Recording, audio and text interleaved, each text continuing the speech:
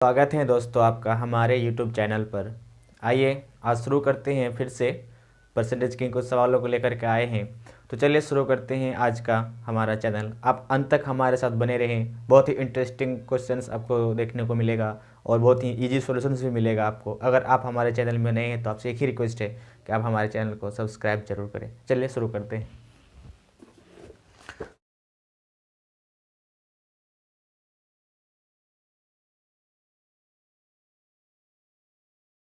आज का पहला क्वेश्चन देखिए, अरविंद अपनी आय का 75% खर्च करता है। उसकी आय में 20% की वृद्धि हो गई तथा उसने अपनी खर्च में 10% की वृद्धि कर ली, तो उसकी बचत में कितने परसेंट का वृद्धि हो गई है।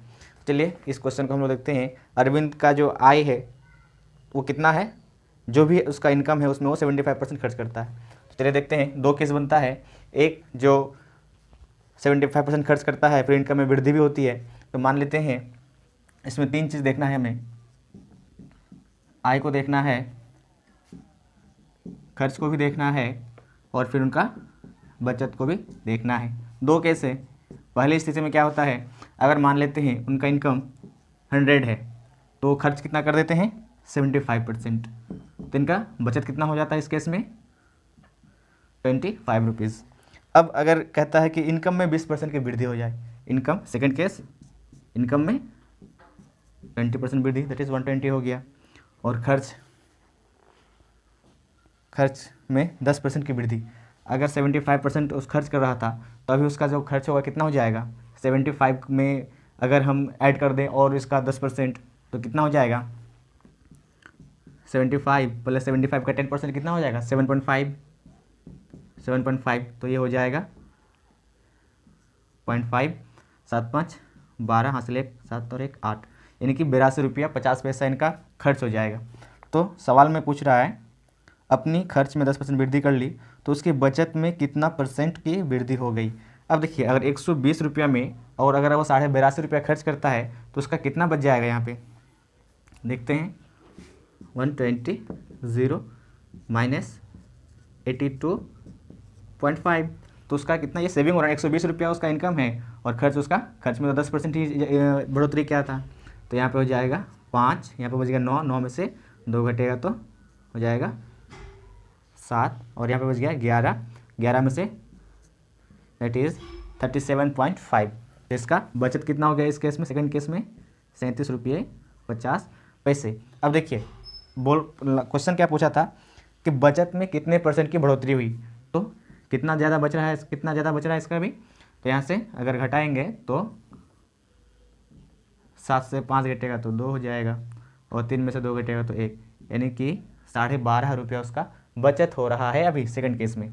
तो कितना परसेंट ये है, मतलब इसका बचत कितना परसेंट बढ़ गया। पहले था 25, अब हो गया 37.5, तो कितना परसेंट बढ़ गया। तो यहाँ पर सीधा सीधा निकाल देंगे हम लोग, कितना परसेंट हो जाएगा 12.5 जो है, पहले जो इनका बचत 25 था उसका कितना प्रतिशत है,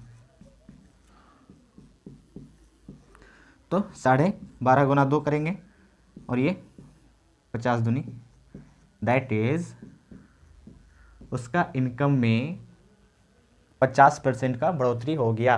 यही हो जाएगा आंसर। अगर 25 का हम अगर 50% निकालेंगे तो 12.5 रुपया उसका बढ़ गया। यही था क्वेश्चन, आंसर 50%। नेक्स्ट क्वेश्चन है, किसी परीक्षा में 60% विद्यार्थी अंग्रेजी में तथा 70% विद्यार्थी गणित में उत्तीर्ण हुए, पास हुए। यदि उनमें से 20% विद्यार्थी दोनों विषयों में अनुत्तीर्ण हो गए, यहाँ पर फेल होने की बात हो रही है, तथा 2500 विद्यार्थी दोनों विषयों में उत्तीर्ण रहे, तो कुल परीक्षार्थियों की संख्या कितनी है। चलिए इस टाइप के क्वेश्चंस को जब देखेंगे कि एक तरफ इंग्लिश वाले बच्चे हैं, एक तरफ मैथ्स वाले बच्चे हैं, मान लेते हैं इसको इंग्लिश के बच्चे ये हो गए, मैथ में पास होने वाले बच्चे, और यहाँ पर मैथ इंग्लिश दोनों में पास होने वाले या फेल होने वाले बच्चे। तो इस तरह का सवाल को हम जब भी बनाएंगे तो यहाँ पर देख लेंगे कॉमन कितना है और बच कितना जाता है इंग्लिश में और मैथ में। तो चलिए इसमें क्वेश्चन में जैसे बता रहा था कि 60% विद्यार्थी अंग्रेजी में क्या हो गए, पास हुए। तो अगर 100 मान लेते हैं, 100 में से 60 बच्चा अगर पास हुए तो फेल कितना हो गया, और ये पास है तो फेल कितना हो जाएगा, 40 हो जाएंगे, यानी कि 40% फेल हो जाएगा। अच्छा, ये हो गया इंग्लिश में। और क्या रहा आगे, 70% गणित में। अगर मैथ की बात करें तो मैथ में 100 में से 70 अगर पास हो रहा है तो फेल कितना हो जाएगा, 30। अच्छा, नेक्स्ट कह रहा है दोनों में 20% विद्यार्थी फेल हो गए और दोनों में m + e मिला करके कितना, 20% फेल है यहाँ पे। तो आप बताइए कि टोटल परीक्षार्थी कितने हैं। तो मुझे पता है कि फेल जो दोनों मैथ और यहाँ पर हम सारे फेल वाले को ही दिखाएंगे, मैथ और इंग्लिश में 20% फेल हो गए, दोनों कॉमन सब्जेक्ट। अब फेल जो है इंग्लिश में ओनली प्योर इंग्लिश में कितने फेल हो जाएंगे, अगर पूरे में अगर ये 40 था तो 20 तो कॉमन में आ गया, तो बाकी रिमेनिंग 20 जो है वो प्योर इंग्लिश में फेल हो जाएगा। अगर मैथ की बात करें तो मैथ में प्योर फेल कितना हो जाएगा, 20% तो ऑलरेडी कॉमन में है, तो 10% और लगा दें यहाँ पे, तो मैथ के लिए 20 और 10 30, लेकिन प्योर सिर्फ 10% ही मैथ में फेल है। अब सवाल आगे क्या कह रहा है, 2500 विद्यार्थी दोनों विषयों में उत्तीर्ण रहे, दोनों विषयों में परीक्षार्थी उत्तीर्ण रहे 2500, यानी कि पास कितने विद्यार्थी थे, 2500, यही है ना, पास 2500 हो रहे हैं। अब यहाँ पे सवाल है कि फेल कितने हो रहे हैं, सारे के सारे तो फेल हैं, 20% और 20% 40 और यहाँ का 10 कितना, 50% विद्यार्थी फेल हो रहे हैं। तो पास कितना होगा, 50 ही पास होगा, 50%। अगर फेल 50% है तो पास भी 50% ही होगा, दोनों मिला के 100%। तो ये जो पास है, पास कितना परसेंट है, 50%। तो हम इसको कर लेते हैं कि 50% इक्वल्स टू 2500। तो फिर हमको बताना है कि 100% इक्वल्स टू क्या हो जाएगा।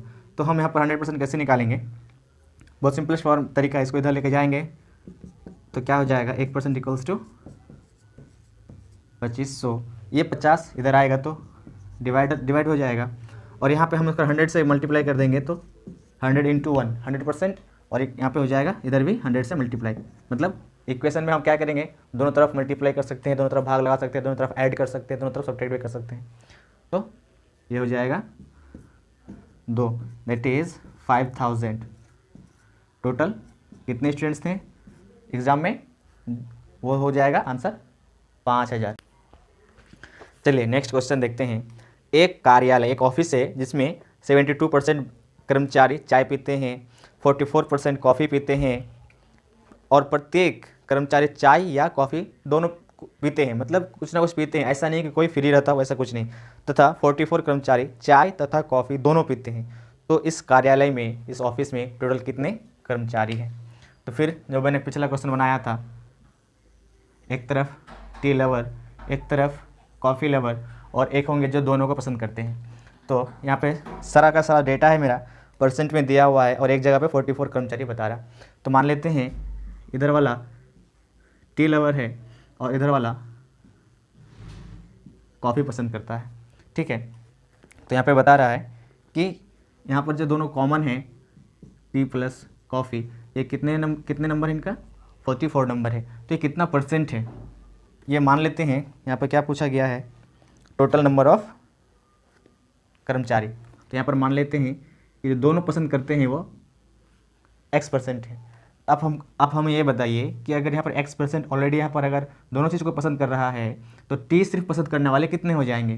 तो T के पसंद करने वाले हैं यहाँ पे 72%, यानी कि 72 में से ये जो टी लवर हैं, जो कि कॉफ़ी लवर भी हैं, उनको हम अगर माइनस कर देते हैं तो ये मेरा क्या हो जाएगा, प्योर टी लवर निकल गया यहाँ पे। अब अगर यहाँ पे कॉफ़ी लवर्स कितने थे, 44%, तो 44% में से अगर हम X% को माइनस कर दें तो ये प्योर का क्या हो जाएगा, कॉफ़ी लवर हो जाएंगे। अब सिर्फ कॉफ़ी वाले, सिर्फ टी वाले, सिर्फ कॉफ़ी वाले और दोनों को पसंद करने वाले सबको अगर मिला दें तो मेरा क्या हो जाएगा, 100% कर्मचारी, नंबर ऑफ 100% कर्मचारी आ जाएगा। तो चलिए इसको सॉल्व करते हैं। ये प्योर टी लवर दोनों और ये प्योर कॉफ़ी वाले को सबको ऐड करेंगे, यानी कि tea plus C plus coffee वाले को ऐड करेंगे तो कितना हो जाना चाहिए, 100% आ जाना चाहिए। चलिए तो यहाँ पे हो जाएगा 72 minus x plus 44 minus x equals to 100%, क्योंकि ये सारे के सारे परसेंटेज मिला के कितना हो जाएगा, 100% हो जाएगा। चलिए अब इसको सॉल्व करते हैं। तो यहाँ से एक प्लस का और एक माइनस का एक्स कैंसिल हो जाएगा।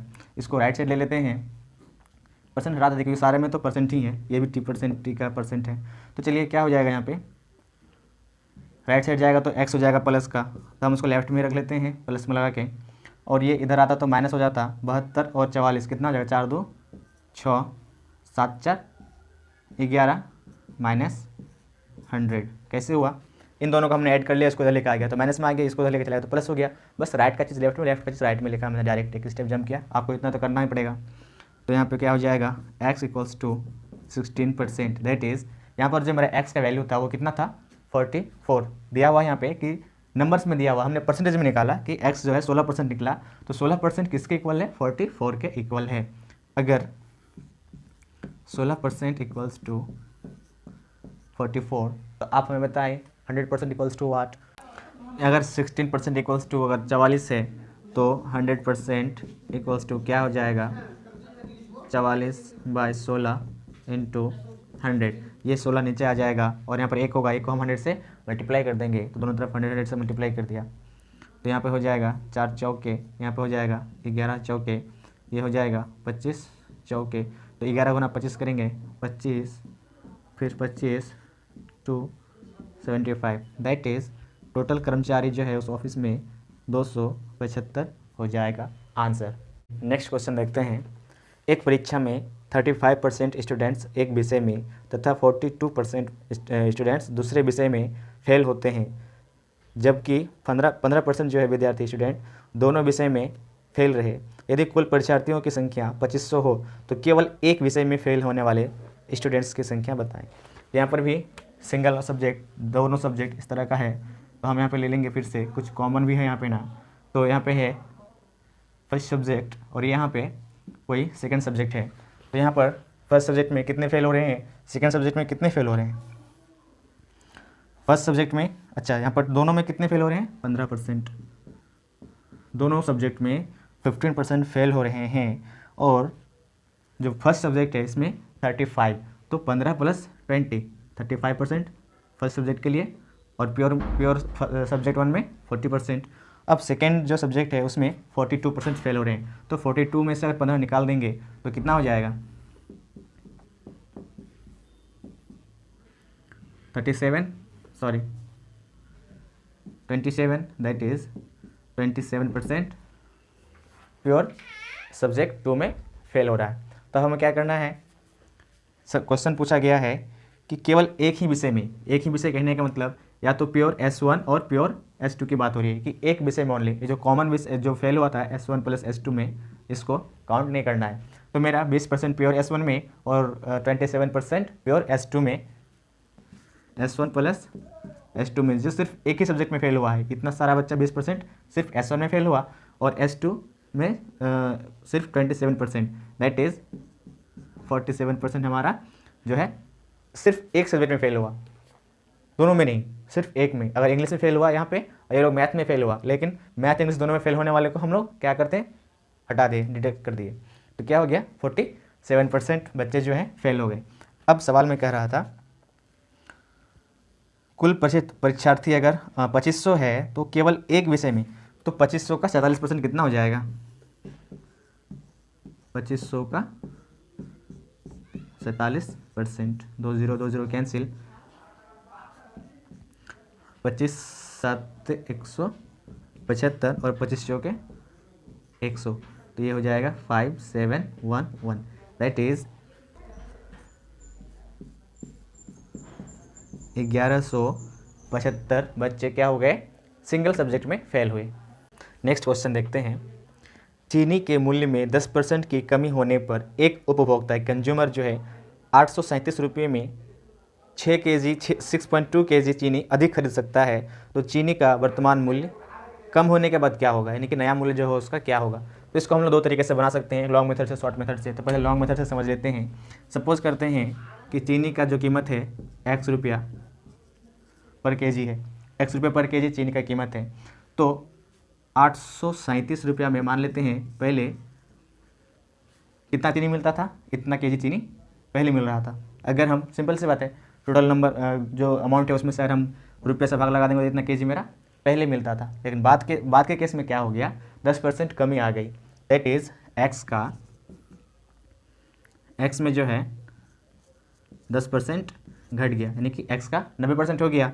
तो जा करके इसका जो कितना हो जाएगा 9x/10, जब 9x/10 इसका कॉस्ट हो गया तो उस वक्त में इसका जो टोटल नंबर ऑफ वज़न है तो कितना मिल जाएगा, तो उस केस में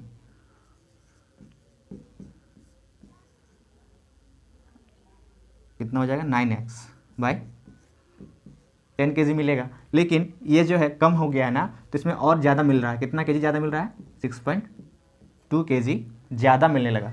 तो इस केस में कम मिल रहा था और इस केस में जब सस्ता हो गया, जब रेट सस्ता हुआ तो यहाँ पर सॉरी उलट हो गया ना, जब यहाँ पर रेट घट गया तो हमको ज़्यादा मिलने लगा। तो कितना ज़्यादा मिलने लगा, 6.2 केजी हमें और ज़्यादा मिलने लगा। अगर इसमें इन दोनों का हम बराबर कर लेंगे तो यहाँ पर क्या हो जाएगा, दोनों इक्वेशन बन जाएगा। क्योंकि पहले कम मिल रहा था तो उसमें हमने कुछ ऐड कर दिया, तो ये क्या हो गया, अब बराबर भरपाई कर दिया इसका। तो इसको अगर हम सॉल्व करते हैं तो कितना हो जाएगा,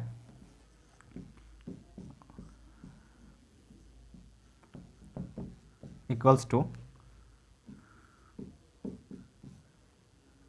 यहाँ पे 10 जो है मल्टीप्लाई होकर ऊपर चल जाएगा, तो यहाँ पर हो जाएगा 9x। एक्स वाले टर्म्स को हम एक साइड कर लेते हैं तो क्या हो जाएगा,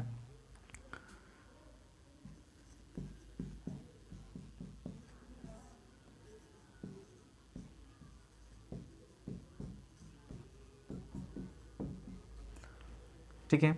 अब हम एलसीएम लेते हैं अगर, तो कितना हो जाएगा, 9x ही एलसीएम होगा।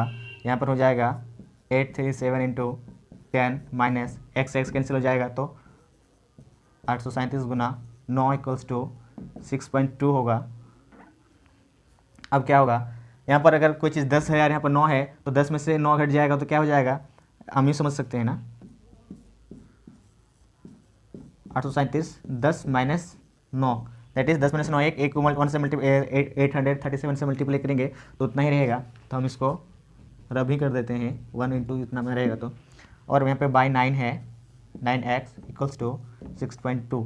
यहाँ से 0 डेसिमल हटाएंगे तो यहाँ पर 10 आएगा, ये कट जाएगा 9 9 81, 9 तिया 27, और ये कट जाएगा 31 दूनी और ये 5 दूनी, और ये 31 तिया यहाँ पे 3, और यहाँ का 5 इधर आएगा, इधर 1 इधर जाएगा, x इधर आता है राइट साइड, और ये 5 तिया 15, यानी कि जो मेरा पहले का जो बिक रहा था वो कितना रुपये पर केजी बिक रहा था, 15 रुपया। लेकिन घटने के बाद इसमें 10% की कमी हो जाती है, तो 15 का 90% क्या हो जाएगा, 15 नंबर 135, और हम बटे में 10 है तो हम बटे में क्या लगा देंगे,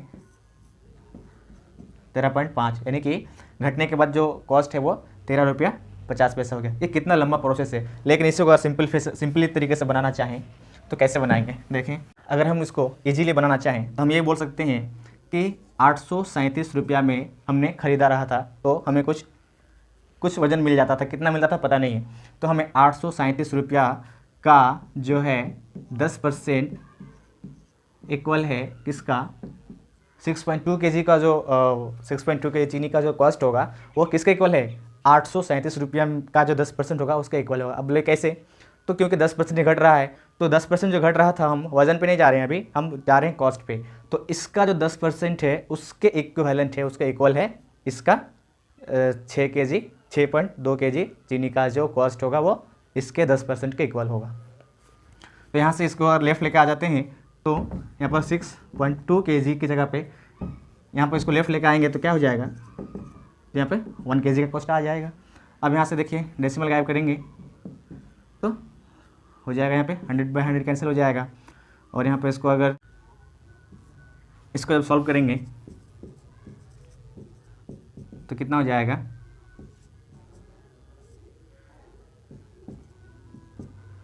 6 तिया 18, 3 से गुना कर देते हैं, 3 दूनी 6, 6 तिया 18, यहाँ पे कितना हो जाएगा 1, यहाँ पे हो गया 11, 11 में से 8 घटेगा तो 3, और यहाँ पे कुछ नहीं, यहाँ पे डेसिमल लगाएंगे तो यहाँ पे 0 आएगा, और यहाँ पे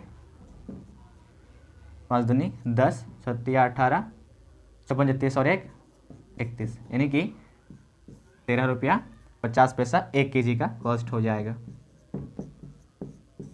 कितना आसान सा क्वेश्चन है। और इसी से रिलेटेड एक और क्वेश्चन है, सेम क्वेश्चन इसी में है। चीनी के मूल्य में 10% की कमी होने पर एक उपभोक्ता 837 रुपये में 6 kg 6.2 यानी कि 6 kg 200 ग्राम चीनी अधिक खरीद सकता है, तो चीनी का प्रारंभिक मूल्य यानी कि जो रूट वैल्यू है उसका स्टार्टिंग वाला वैल्यू क्या होगा। तो सेम क्वेश्चन हम ऐसे ही बनाएंगे कि 837 का जो 10% था वो किसके इक्वल था, 6 kg 200 ग्राम के इक्वल था। अब हमें क्या करना है, 1 kg का वैल्यू कितना आ जाएगा, यहाँ पर इसको इधर लेकर आ जाते हैं तो ये 1 kg का वैल्यू बाद वाला आया, और ये जो बाद वाला वैल्यू है पहले का कितना परसेंट था, ये था पहले वाले के 90% के इक्वल था, दैट इज़ 90/100। तो यहाँ से क्या करेंगे, ये कैंसिल हो जाएगा, ये कैंसिल हो जाएगा, और इसको हमने काटा था कितने बार में, 135 बार में हमने डिवाइड करके देखा था, तो ये 15 नंबर, दैट इज़ मेरा जो वैल्यू है वो कितना हो जाएगा, शुरुआत का जो वैल्यू था वो x रुपया यानी कि 15 रुपया पर kg चीनी था स्टार्टिंग वाला वैल्यू। चलिए देखते हैं नेक्स्ट क्वेश्चन है। रमेश अपनी मासिक आय का 60% खाद्य सामग्री पर व्यय करता है तथा शेष आय का 50% वह कपड़ों तथा यात्रा पर व्यय करता है। आय के शेष भाग की वह बचत करता है। यदि वर्ष के अंत में उसने 48,456 रुपया की बचत करता है तो कपड़ा एवं यात्रा पर इसका मासिक व्यय कितना है। तो सबसे पहले समझते हैं, मान लेते हैं इसका इनकम 100 है, तो 100 में से क्या करता है 60% खाद्य सामग्री में, 60% इसका खाद्य सामग्री में, तो शेष कितना हो जाएगा यहाँ पे 40%, और इस 40% में से भी जो शेष है इसका शेष आय का 50% यानी कि 40 का 50%, 40 का 50%, 50% मतलब बटे में 100, तो 50% कितना हो जाएगा, दैट इज़ 20, यानी कि जो रिमेनिंग 60% तो खाने में सामानों में चला गया, बाकी का 40% को क्या करता है, 40% का 50 यानी कि 40 का 50 बोले तो 20% का इस्तेमाल करता है किसमें, कपड़ा और यात्रा में, क्लॉथ प्लस ट्रैवलिंग में। शेष भाग का वह बचत करता है, बाकी का जो 20% बच गया उसको वो सेविंग करता है, इसको वो सेविंग कर लेता है। तो बताना है, अच्छा वर्ष के अंत में उसे 48,456 रुपये की बचत होती है, यानी कि उसका सेविंग कितना है 20% है, तो 20% इक्वल्स टू कितना हो जाएगा 48,456 रुपया। लेकिन यहाँ पर एनुअल दिया हुआ है, सालाना दिया हुआ है, वार्षिक दिया हुआ है, तो इसको हम लोग अगर 12 से डिवाइड कर देंगे तो ये क्या हो जाएगा मासिक हो जाएगा, क्योंकि क्वेश्चन में मुझे पूछा है कि मासिक व्यय कितना है। तो जितना भी टोटल साल का है उसको हम 12 से डिवाइड कर देंगे तो हमें महीने का आ जाएगा। तो इसको सिंप्लीफाई कर लेते हैं, अगर ये नंबर 3 और 4 से डिवाइड होता है तो इसका मतलब 12 से भी हो जाएगा, ये 2 से तो हो ही जाएगा, सॉरी 4 से, तो 4 से लास्ट का 2 डिजिट डिवाइड हो रहा है 4 से, और 3 से 8 4 12 4 16 5 21 और 6 27 9 27 3 से भी कट रहा है, तो ये 12 से कट जाएगा, 12 चौके 48, यहाँ पर कुछ नहीं तो 4 आ गया, 4 तो कटेगा नहीं, 0 लगाएंगे तो 45 हो जाएगा, 12 तिया 36, 36 तो 9 9 और ये 12 96, 9 6 96 हो गया, 12 96, यानी कि 20% इक्वल्स टू कितना हो गया मेरा 40 38, यानी कि 4,038 रुपया। ये क्या है, तो ये सेविंग भी है इतना ही रुपया, और उतना ही रुपया वो क्या करता है क्लॉथ पर और ट्रैवलिंग पर यानी कि कपड़ा और यात्रा पर खर्च करता है। तो यहाँ पर पूछना, अच्छा तो पूछा था कपड़ों पर, तो जितना कपड़ों पर खर्च करता है उतना ही वो सेविंग भी करता है, तो ये आंसर हो जाएगा। चलिए दोस्तों नेक्स्ट क्वेश्चन देखते हैं। एक जिले की जनसंख्या कितना है, तो ये है 2,96,000, जिनमें से 1,66,000 पुरुष है। कुल जनसंख्या का कितना 50% एजुकेटेड है, कुल पुरुषों का 70% 70% एजुकेटेड है, तो शिक्षित स्त्रियों की कुल संख्या, देखिए टोटल जो पॉपुलेशन है कितना है 2,96,000, जिसका 50% शिक्षित है, इसका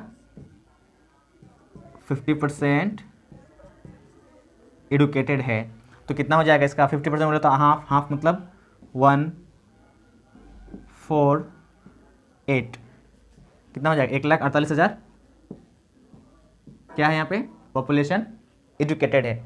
और फिर यहाँ पर मेन का पॉपुलेशन दिया हुआ है, मेल कितना है, टोटल मेल 1,66,000, 1,66,000 अगर मेल पॉपुलेशन है और उस मेल पॉपुलेशन का 70% क्या है एडुकेटेड है, तो 70% निकालेंगे तो क्या करेंगे यहाँ पे बाय 100 कर लेते हैं और इनटू का 70 कर लेते हैं इसी को, तो कितना हो जाएगा 2 0 2 0 कैंसिल हो जाएगा और यहाँ पे 7×42 और 7×42 हो गया, 42 का 2 हासिल 4, 7×42 और 4 46 हासिल 4, 7 एकम 7 और 4 11 और 11 पे 1 0 यहाँ का 1 0 यहाँ का 2 0, यानी कि मेल पॉपुलेशन में इतना एजुकेटेड है और टोटल पॉपुलेशन कितना एजुकेटेड है इतना, तो टोटल इतना एजुकेटेड, इसमें से मेल एजुकेटेड इतना है, तो हमें क्या बताना था नंबर ऑफ वीमेन पॉपुलेशन जो एजुकेटेड है, तो इसमें टोटल में से इतना टोटल एजुकेटेड है उसमें से अगर हम मेल को हटा देंगे तो जो बच जाएगा वो रिमेनिंग जो होगा वो फीमेल एजुकेटेड फीमेल हो जाएगा, तो हम निकाल देते हैं इसमें से 14800 माइनस 11620 0 0, 10 में से 2 गया तो 8, 7 में से ये 6 गया तो 1, यहाँ पे 3, यानी कि 31,800 जो संख्या है वो फीमेल का है या वीमेन का है जो कि शिक्षित है एजुकेटेड है। दोस्तों नेक्स्ट क्वेश्चन है, एक विद्यालय में छात्राओं का 1/5 भाग तथा छात्रों का 1/4 भाग 12 से कम आयु के हैं। यदि विद्यालय में कुल 1000 विद्यार्थी हो और इनका 2/5 भाग छात्रा हो तो 12 वर्ष तथा उससे अधिक के कितने % विद्यार्थी हैं। यहाँ पर 3 तरह का केस है, एक है 12 आयु से कम के बच्चे स्कूल में और एक है 12 वर्ष के बराबर और तीसरा जो तबका है टाइप है वो है 12 वर्ष से ऊपर, तो हमें इसका नंबर निकालना है। और लड़कियों का 1/5 जो है इतना है एंड ये गर्ल्स का नंबर है, और बॉयज़ का 1/4 12 वर्ष से छोटा है, तो हमें 12 वर्ष और उससे ऊपर के जो बच्चे हैं उसका नंबर्स निकालना है।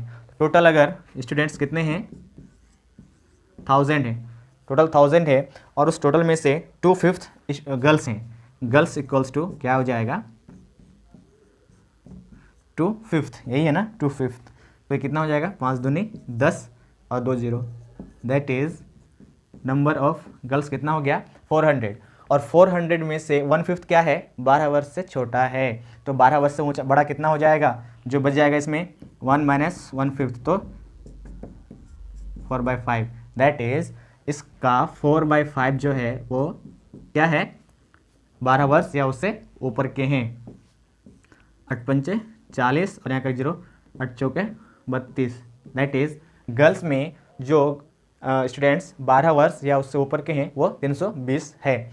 अब बॉयज़ का नंबर कितना हो जाएगा, अगर 400 अगर गर्ल्स हैं तो बॉयज़ कितना हो जाएगा 1000 में से 400 निकाल देंगे तो 600 हो जाएगा, और इस 600 में क्या कह रहा है कि 1/4 तो 12 से मतलब 12 वर्ष से कम का है, तो बाकी कितना बच गया निकाल लेते हैं 1 - 1/4 दैट इज़ 3/4, एलसीएम लेंगे यहाँ पे 4 - 1 3/4, यानी कि 600 का 3/4 जो है क्या है वो 12 वर्ष या उससे ऊपर का है। 3/4, 15 चौके 60, 15 तिया 45, दैट इज़ 450 जो बॉयज़ हैं वो 12 वर्ष से या 12 वर्ष या उससे ऊपर के हैं। तो टोटल नंबर ऑफ कितना हो जाएगा स्टूडेंट 770। अगर 1000 में से 770 बच्चे 12 वर्ष या उससे अधिक के हैं तो कितना % हो जाएगा, तो हम निकालेंगे इसको, परसेंट इक्वल्स टू क्या हो जाएगा 770 का कितना में 1000 में कितना %, तो हो जाएगा ये 3 0 और यहाँ का 3 0 कैंसिल तो हो जाएगा 77% जो है बच्चे उस स्कूल में या तो 12 वर्ष के हैं या फिर उससे ऊपर के हैं। आंसर। चलिए नेक्स्ट क्वेश्चन देखते हैं। एक छोटी मेज़, छोटी क्या होता है, एक मेज़ और एक कुर्सी का मूल्य 430 रुपया है। यदि प्रत्येक मेज़ का मूल्य एक कुर्सी के मूल्य से 15% अधिक हो तो मेज़ का मूल्य होंगे। देखते हैं। मान लेते हैं मेज़ को M और K कुर्सी के लिए, इस दोनों का जो कॉस्ट है वो कितना है, 430 रुपया है। ठीक है। प्रत्येक मेज़ का मूल्य एक कुर्सी के मूल्य से 15% अधिक है। अगर हम मानते हैं कि इसका वैल्यू x है, x नहीं 100x मान लेते हैं, तो इसका मेज़ का वैल्यू कितना है, 15% ज़्यादा है, दैट इज़ 115% है। अगर हम इन दोनों को ऐड कर लेते हैं तो ये क्या हो जाएगा, मान लेते हैं इक्वल्स टू 430, तो कितना 215 हो जाएगा यहाँ पे, implies that 215x equals to कितना हो जाएगा 430। तो ये कट जाएगा 2 बार में, तो ये हो जाएगा x इक्वल्स टू 2। तो यहाँ समझ में क्या आ रहा है कि यहाँ पर जो मेज का जो कॉस्ट हो जाएगा कितना हो जाएगा, यहाँ पर 2 रख के मल्टीप्लाई कर देंगे, 115 गुना 2 करेंगे तो हो जाएगा यहाँ पे 230। और अगर इसी में कुर्सी का कीमत पूछ लेता तो कितना हो जाता, x गुना 100, 2 गुना 100 इंटू 2 तो 200, यानी कि मेज़ का कीमत 230 रुपया और कुर्सी की कीमत 200 रुपया, दोनों को मिलाने पर कितना 430 रुपया। तो हमें निकालना था सिर्फ इसी को 230 रुपया, यानी कि मेज़ का कीमत कितना हो जाएगा 230 रुपया। चलिए दोस्तों, आई होप आपको बड़ा मज़ा आ रहा होगा हमारा सेशन। आज का जो क्वेश्चन था कुछ कॉम्प्लिकेटेड था, फिर भी मैंने इसको बहुत आसान भाषा में समझाने का कोशिश किया है। अगर आपको हमारा वीडियो अच्छा लगता है तो हमें सब्सक्राइब जरूर करें, लाइक करें और कमेंट करना तो ना भूलें। अगर आपको अच्छा लगा तो ज़रूर कमेंट करके बताएं कि हाँ अच्छा लगा। और